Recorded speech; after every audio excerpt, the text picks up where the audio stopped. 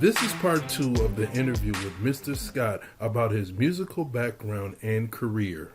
Let's go into that because a lot of people don't know. I know because, like I said, I saw it all my life. But let's just talk about your musical background. Playing in the church, outside the church. Your favorite choice of instrument, because I know you play a whole lot of things. So let's tell the people that don't know your musical expertise. Well, I think you probably just know me from playing piano and playing organ, and every once in a while I try to I try to sing a little bit, but I started off I was really into sports, at the time, and I always wanted to sit down. I wanted to be a wide receiver, and I remember that during when Bobby Bell and Carl Eller, Sandy Stevens, and these guys were going to the university. There wasn't no Minnesota Vikings at the time. You want to see it was the University of Minnesota. But I think the Vikings became a team in like 1960 or something like that. That was in the 60s. Yeah, correct. That was like 1965, 66, 67, 1960, around 1965, 66. 60. I sit down and, we'd go down the Oxford playground. You'd see Sandy Stevens, them guys, they would sit down there and throw you a pass, and all that. Bobby Bell amazed me because the first time I seen a guy throw a ball 100 yards. Wow. And it just blew me away. He would have been a heck of a quarterback, but for some reason at that particular time, they weren't accepting a black quarterback. Yeah. Sandy Stevens was the closest thing because he was light skinned. He played quarterback, but they wouldn't accept him in the NFL. He had to go up to Canada to play. Okay. But I remember being the Boy Scouts. We have our radio listening at the game. The Gophers are playing. We're following the Gophers and all that, and seeing them when they went to the Rose. Hearing about they won the chance to go to Rose Bowl. They played in the Rose Bowl and all that. It was the Gophers. And I know some guys. I was old enough because I was in the Boy Scouts with that. Friends of ours. They were in college, they would go. They'd say, "Oh, we're going down to, we're going to Wisconsin, watch the Gophers play in Wisconsin." They'd go there. They were actually traveling. They'd get in, drive. They would drive down and watch the games. I saw. I can't wait till I get old enough that I can do something like that. I'm just right. But I always wanted to. I was fascinated because about playing football. I always wanted to do that, and I was and being on the track team. And I was in my junior year at high school, and I was getting ready to play wide receiver. All excited like that. Ran track during the track season in the spring in my junior year at Central High School. And I was doing what they call long jump, and I was really good at it. And I tore my knee, shattered my knee, and they had to rebuild my whole knee and everything back. And that took all my desire from sports. I was angry, just totally. And I messed around playing music, but I would never thought about going out playing. So that wasn't your first love. Your first love was sports. Sports, yeah. In fact, I played. A lot of people don't realize I played piano at the house, but I never played it out. I played trumpet in junior high school and high school. Okay. And a lot of people didn't realize that. I said I can play trumpet, Right. And then I said, oh, that was, but at that particular time, everybody was trying to get in the band. So you either had to play the guitar or bass or drums. Right. And from the whole neighborhood, you'd hear guys with bands. You can hear them practicing on the porch or in the garage and all that. That's just so fascinating because when you said that, I just started thinking like Harlem Or like, you know what I'm saying? Like Harlem was like that when they were going through their jazz phase. You can hear everybody practicing. So so was it similar like that in the Rondo community? Similar, yeah, yeah. Okay. In fact, what happened is that I pretty much was so, I was so disappointed. I mean, that just took, my dream was to sit down there and play pro football. Gotcha. And when that took it out of it, there was an anger inside of me. I can imagine. Because I couldn't do what when I said I messed my knee up, I had a cast on my knee for over, on my leg from my foot up to my hip for about a year. And back then, it's like, yeah. They didn't have the type of, right. the type of medical, all the medical and medicine and stuff. Yeah. They didn't have none of that back then. And it took me over a year to heal, and music became something with my outlet because I'm in the house. I couldn't go out and play. I got a great big cast on my leg. I couldn't do anything. So I sat down and started playing piano, and playing, messing around with piano and playing a little bit of guitar and a little bit of bass. And come my senior year, I ended up, guy hired me to come into a band playing. And I started playing bass. Really? And wow. And we were playing this one gig, and the bass player, I don't know what happened to him, but he didn't show up. And they said, I don't know what we do. They had I guess the house band in there. They must have left their organ there and stayed there all the time. Or it might have belonged to the club. And they asked me, well, I guess we're going to go home. We don't have a bass player. How are we going to play? And I just said, well, I think I can play some of this on the organ. Okay. And you can play bass on the organ? I said, I can play it. I've never played it out, but I can play it. And that's how I ended up playing. And that's how you end up playing?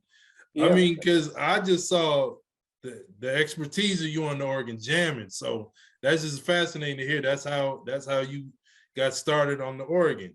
Well, yeah, I knew how to play it. I just never played it out in public, I got you.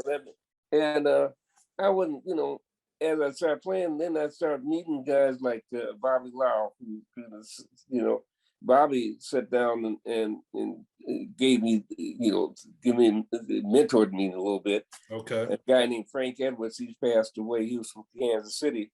He'd give me different things.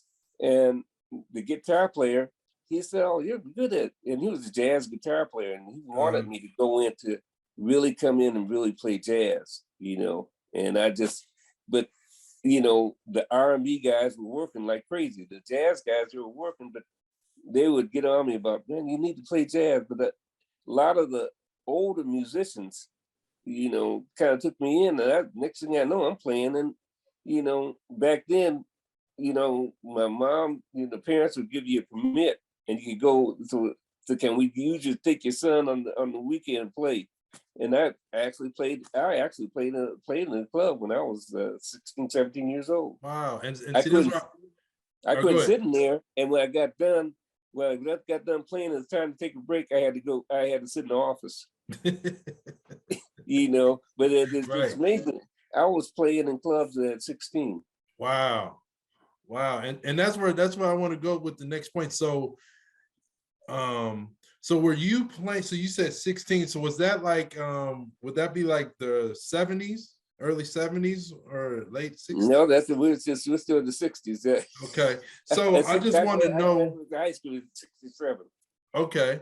So I just want to know the musical scene in the late 60s and in the 70s. Because in the 70s, they used to have a place that I never played there. I used to go there. It was set on Lake Street. It set on Nicollet, and it was called Mr. Lucky's. It was a teenage nightclub. Okay. And we used to go over there, and you check out the groups and all that.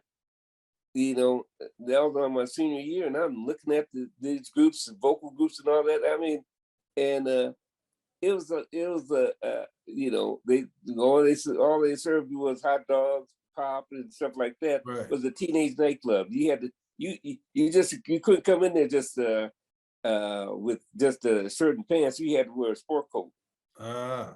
You know, and the parents drop you off with there. Back in the day, they dressed up. That's what I like. Yeah, you had to be dressed to the nine. You know, man. Guys be trying to outdress each other. So right. You know, but I used to go in and watch these guys playing all that, and I didn't get an opportunity to play in this. One guy came up to me and asked me about playing in this one band, and I said, "You gotta ask my mom. I don't know if I can play in that." And he worked with this group called the Infinites, and they ended up playing downtown. Okay. And that just blew me away because here I'm a kid playing with a bunch of grown men. I mean, some of them old enough to be my dad, you know. But I played with these guys, and ended up working at the Fauché Tower playing. Wow. Okay. You know, in a place as a teenager. Wow, that's major. You know, and I did that, and the guy took me out of town. I told my mom, well, he'll be back. You know, we're just gonna take it for the weekend. We went down and played a place down in Green Bay, Wisconsin. A snow blizzard came in. Wow. And we were stranded there. And that was the last time I could play any place. I had to finish school. That's before cell phones. Yeah, before cell phones. I mean, we were stranded. Wow. We were totally stranded down there for a week. And I missed a week of school on my senior year. Wow, and really? So I was grounded from playing music till I came out of high school. Right. But then when I came out, just as I graduated, they had a club downtown St. Paul. And you can look this up, and it was I can't, it's set right on Cedar. And oh man, I can't think of the name of the club, but it was a well-known. This club was so big that Dick Clark had come in there a couple of times. They've had some major acts come in there, you know. And when I get the name, I'll give it to you. I just that's what leads to my next point, because I just wanted to know, because when I was reading this book, you know, Sights, Sounds, and Soul, the Twin Cities through the lens of Charles Chambliss, who was a photographer, and I saw your picture, you know, in the book, and if I can find it, hold on. You see me with Bobby Blue Bland. Yeah, let me see if the people can see. Yeah, that's you and Bobby Blue Bland. So I just want to know, like, you know, the famous people that came here, or that you might have played with or worked with, if you can just go into that. Well, yeah, what I ended up doing is that, like I said, the Whiskey Go-Go was a big close. That was keep my head when you were talking about that. Okay. The name of the place called the Whiskey Go-Go. Oh, and that was, I played down there, and a lot of the big names would come through there. Well, what happened was a guy named Maurice McKinnis picked me up, and I started playing with him. And that just kind of changed everything for me, you know, because after I started playing with Maurice, we started playing behind, you know, we'd go out of town, we started playing behind national groups. And then Maurice went on, we did a couple of recordings with him, and the drummer, the bass player, myself, the guy would come up here, Sil Johnson used to come up here, he was a big name at the time, you know, and they would have us come down to Chicago, and bring us down to Chicago. And I mean, you know, I'm 19 years old, you know, and guys paying us this kind of money to come to Chicago, go in the studio and record. And it just amazed me. I'm in there recording with the 5 or 6, 7 musicians. Sometimes it'd be 10 musicians in there. The guy would give us, you know, for the weekend, and back then, you know, you did for 2 days, that's $500-$600. That was a lot of money back in the 60s. Right. You know, and gas was only 25 to 30 cents, but they'd come take us down there and we'd be in the studio during the weekends and then come back up here. Mm-hmm. Well, we did that for almost, I'd say that went on for about a year and a half. Oh, okay. We didn't know what we were playing. They just have us to, oh man, create that. I like that groove. We just be making up. Just having jam sessions and then, yeah. Mm-hmm. And then you had to sign these papers after you got done. Well, not until I got, this is even after I left St. James. I had a guy call from England. Really? And say, are you the same Ron Scott that's on this song here? And I said, I can't remember what song I'm on, Well, when we played, there was no singers on there. Okay. But then my name's on there. The drummer's name's on there. The bass player's name's on there. Okay. What they did was took the music and they took what we put together. Somebody must have taken it and put words to it, put everything up. They couldn't take our name off there because we actually recorded it. Right. So they had to cite the source. Never got paid for it. Wow. I mean, we got paid. That was my next question. Never got paid the royalties and all that. This is over in England. We got a call from Japan, the drummer guy called. He said these guys took our music that we did back then. And they sat down and put, names behind it, Mm-hmm. So we seen that kind of irritated us. But playing with Maurice McInnes, they had a radio station, black radio station back at the time was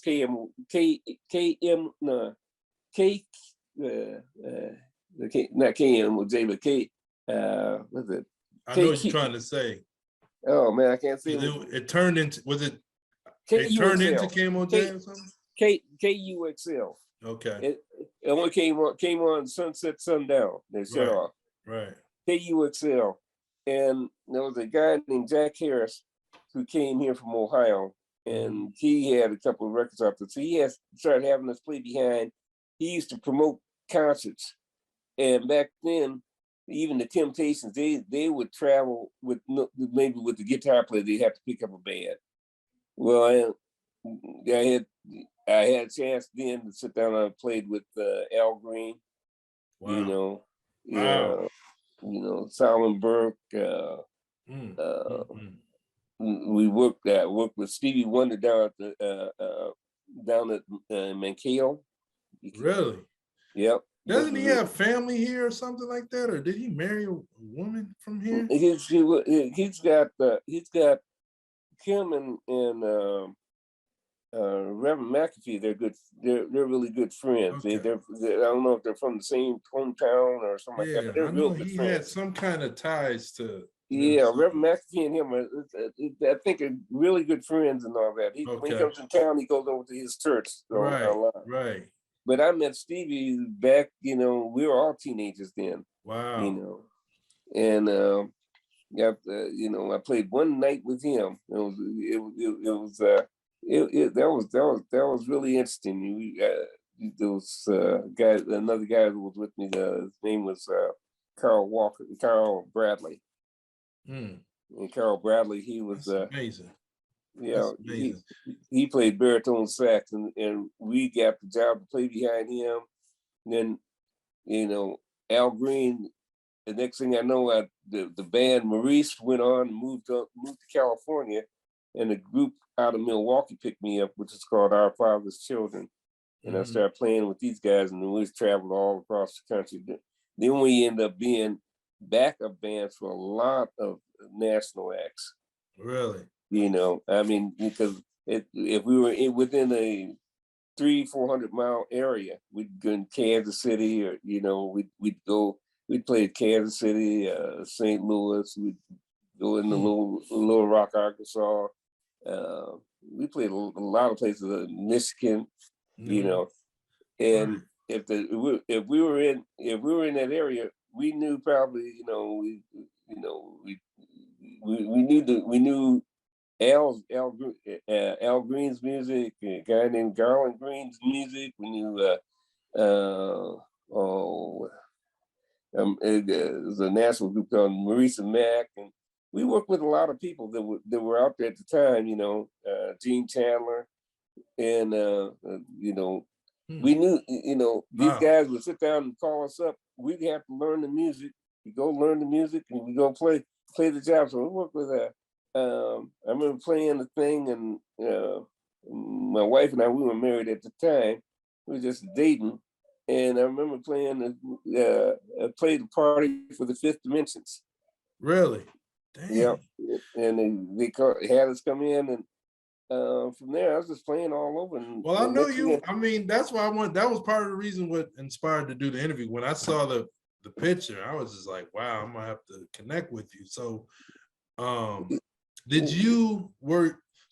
you, how can I ask this question? So did you see the development of the Minneapolis Sound before it became the Minneapolis Sound, like the bands that led to the Prince and the Morris Days and all that? Yeah, actually, the group that should have taken off a long time ago was the Mazers. Okay. They came here from Texas. Okay. And that's where I really started getting more and more heavily into the music, And the Mazers were just fascinating. I mean, these guys, Curtis Mayfield got so, overwhelmed to have them. He wanted to sign them guys, and we did a lot of recording and all that. That just I don't know why it didn't go as further. They went down quite a few times. The same thing with for Curtis, and Curtis did a lot of recordings with him, and two of the guys. They after a while the group finally broke up, But coming out of that group, you had a guy named Bill Lorden, who was a drummer, and the Toby Zeno. They went on to play with the Esquires, which was a big group at the time. Okay. But that was one of the top groups out there. They created a sound that was incredible, because it was a gospel group, and these guys were just, people just go crazy about that, And I remember seeing Prince when he was growing up, I seen in the bands that he was playing with, I never played on the stage with him, but I remember him being in I'm trying to think what band he was in, but was it Grand Central or 94 East? No, I have to go back and try to think who they were playing with, but I remember them being in, it was a talent show, and we had to judge them. And they were good. They were really good. Mm-hmm. And then Terry Lewis, and I remember him with the Flight Time. That was when Cynthia Johnson was playing with them. They were young, at the time. And that book that you were in, they showed so many pictures. Like, I saw a picture of Morris Day with a fro. This was like before the Morris Day, character or whatever. This was him, like a fro, and he was a drummer. He wasn't the Morris Day that we know now. He was a drummer. Oh yeah, Morris Day, he's a heck of a drummer, man. A lot of people realize, how all them guys are talented young guys, And this was another thing why I wanted to do the interview with you, because there's so much musical talent now and back then in Minnesota, and it just overall it gets overlooked. Of course, Prince and Morris Day and the time, Jimmy Jam, Terry Lewis, and your acts, Mint Condition, Sounds of Blackness, Next, of course, and the Jets. Of course, they came to fame in the 80s and the 90s, but overall, there's so many other groups in the history that when I did my research in the 70s and even the 60s, that a lot of people don't know, but they really are the ones that open the door for the people who I just named that we know and we love. Yeah, it's amazing that back during, I think probably you had seen a lot more groups coming out of here before Prince, and that the music scene started tightening up, when I'd say Terry Lewis, when Flight Time was out there playing, you know, the industry was tightening up to where they could play for the fraternities and different social clubs and all that, but the clubs were shutting back down, you know, Yeah. and what you start seeing at that time was a kind of a change in the whole thing. And Prince came out in the 70s, like I think the first record he recorded was probably like around 74, 75, Yep.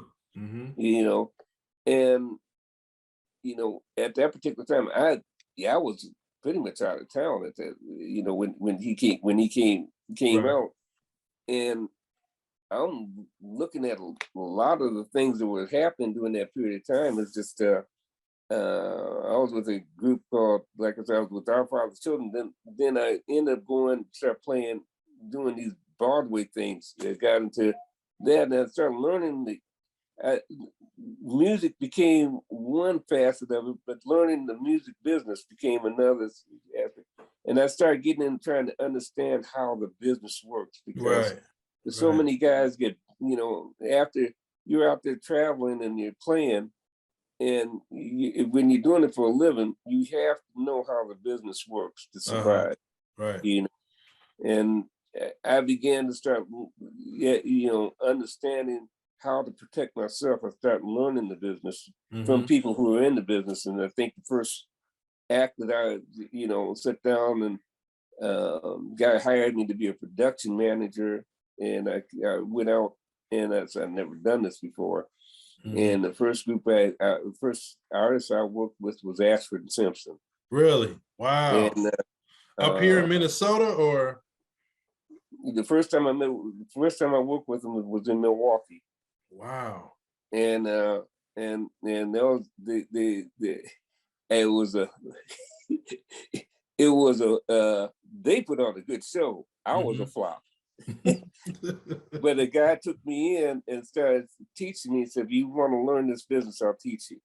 And I started learning the business from there, because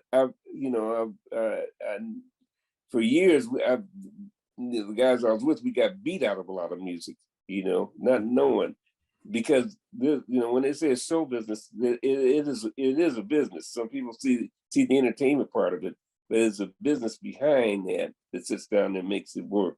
Right. You know, and I wanted to learn that business, because I said that's the last time I'm going to let anybody beat me. You know, I want to know exactly what I'm doing. Right. And so this guy took me in. He started teaching me that how to work with different entertainers and all that. But I went from doing the equipment stuff to moving up to getting into management. Okay. And he worked me into that. So a lot of the groups, those people I went out with, I went all. In fact, I got so good at it, I got picked up by a couple of large companies. And I wasn't playing. I was sitting down there coordinating, doing tour management. That's just amazing.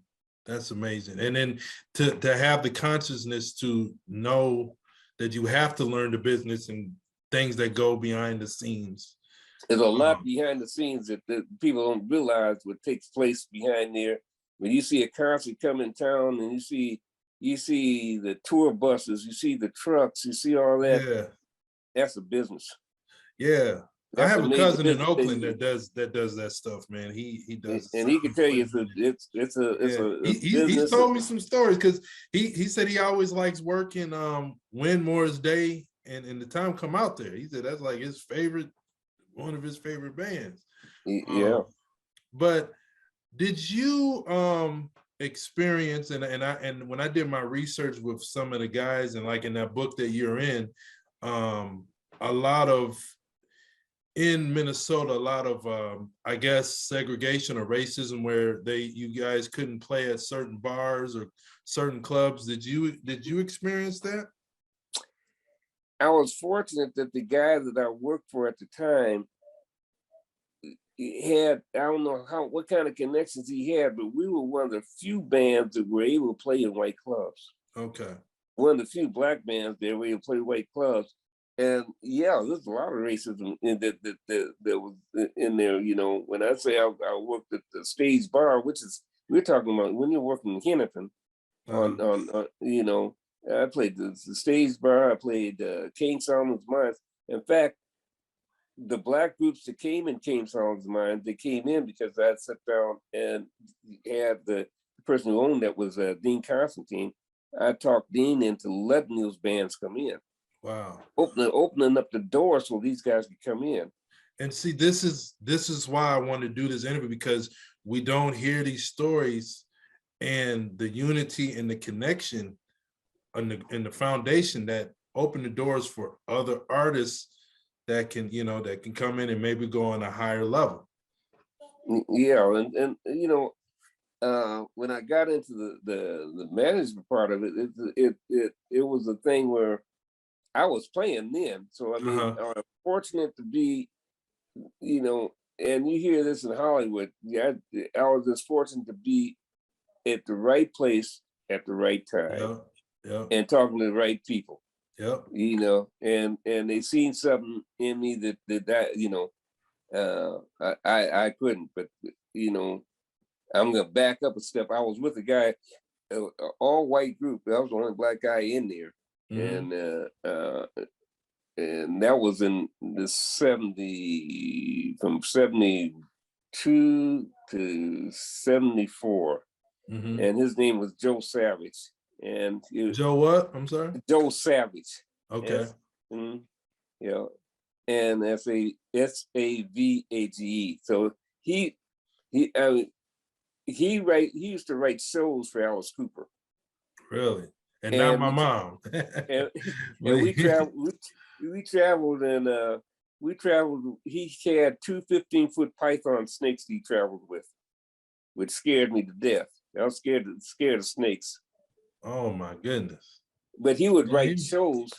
The rock groups with all these using that pyrotechnical stuff that they use with explosions and all that stuff. Right. He was one of the creators of using that kind of stuff in shows, and he used to use it in his show. And he used to sit down and we would write shows, and rock bands would buy his shows, the concept of his shows, and they would apply it to their thing, their music, but his concept, and we were writing these shows. And this guy was paying me, I mean, he was paying me good money, because every 2 years he'd sit down, he'd buy everybody a brand new car. Really? Everything like that. Oh, he was the man.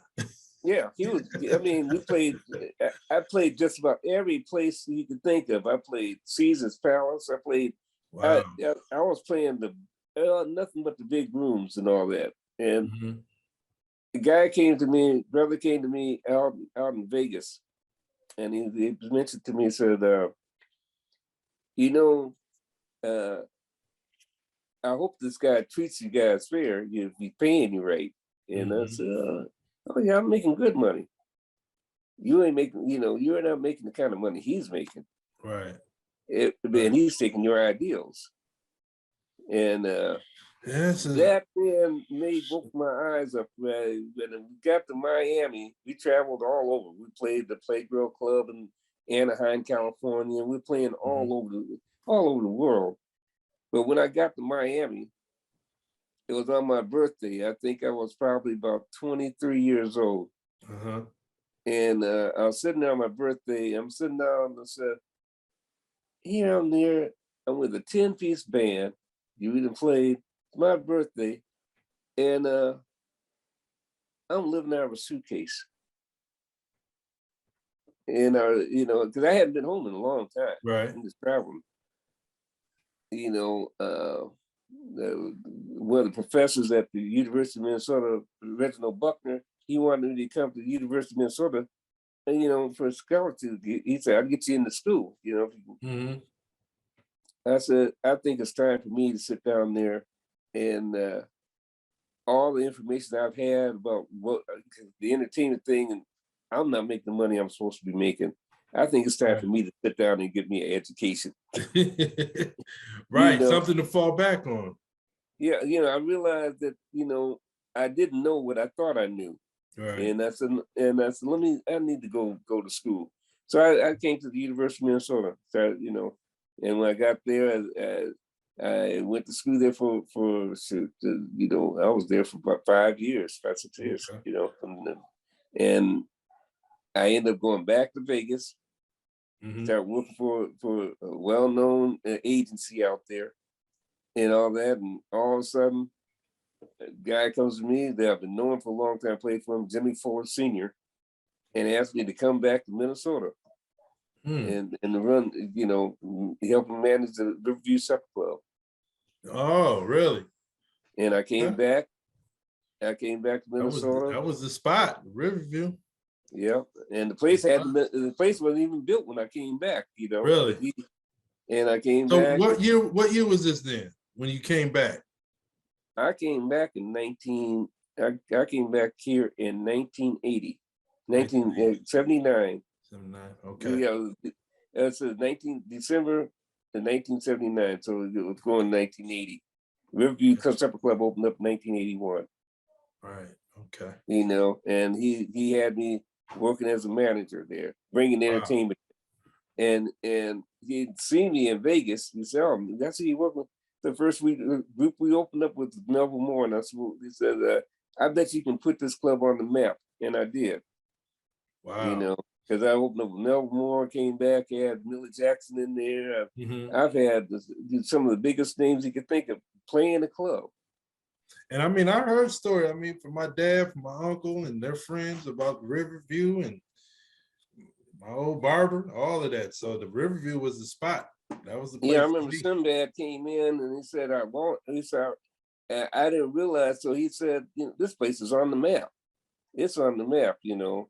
And we've had, you know, when Larry Holmes fought Scott Ledoux, they had the victory dinner over there. I met all them guys with pictures. I got pictures of me and Muhammad Ali. Wow, man.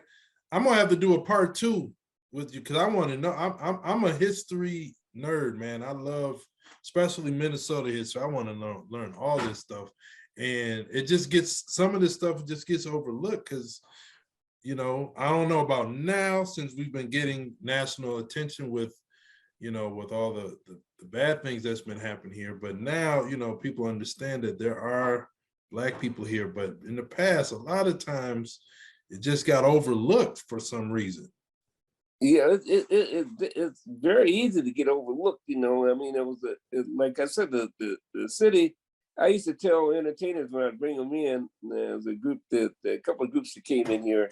I remember a group called Louisiana Purchase. It goes Louisiana Purchase Swift Movement. I told the guys in there, I said, if you stay here too long, you'll end up living here. It's why? I said, there's something about this city that's different than other cities. And next thing I know, one of the lead singers, he passed away. His name was Johnny Hodges, but he ended up, you were hit it right on the nose, you know. A group called The Gentlemen, I brought them here. These are folks that I brought in town. I was going out at that time, I was going out and still working at the Riverview, but I had my business with a friend of mine, and we Scott Himmel and Associates. And I'd go out and I was talent scouting. I'd find show groups. I'd look for show groups where when you seen it, you would say, "Oh man, that sounds just like Luther Vandross." I mean, he puts on a show like I'd go see. I'd look for these show groups, and they don't have them here. I'd be down in Florida, New Orleans, you know, out east, you know, and I would find these show groups, and then I'd book them, and I was like a subcontractor. I'd book them and sell them to agents up in, you know, that took groups up in Canada that had contracts with the Marriotts, you know, and stuff like that. So I was bringing these groups in, and they were just as good as the national acts you'd see out there. Wow. You know, and so I was doing that for a long time. Then I got into doing, you know, they said, "Oh, you do that, you start doing plays and musicals." You know, but I wasn't playing in there. I was actually booking these things.